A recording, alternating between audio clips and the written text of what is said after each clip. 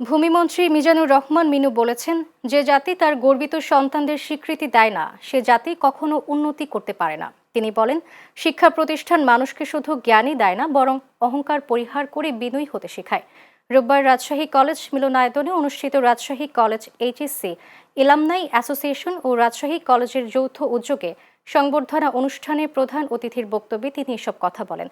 তিনি শিক্ষা ব্যবস্থার সংস্কার ও শিক্ষা প্রতিষ্ঠানের মনোন্নয়নে সরকারের বিভিন্ন উদ্যোগের কথা তুলে ধরে মন্ত্রী বলেন, শিক্ষা ব্যবস্থার উন্নয়নে প্রধানমন্ত্রীর বিশেষ দৃষ্টি রয়েছে। অনুষ্ঠানে সভাপতিত্ব করেন রাজশাহী কলেজের অধ্যক্ষ প্রফেসর ডক্টর মোহাম্মদ ইব্রাহিম আলী।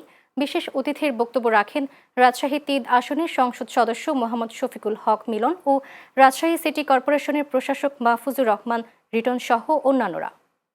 যে জাতি, যে প্রতিষ্ঠান তার গর্বের সন্তানদের স্বীকৃতি দেয় না, সম্মান দেয় না, সেই প্রতিষ্ঠান এবং সেই জাতি কখনোই উন্নত হতে পারে।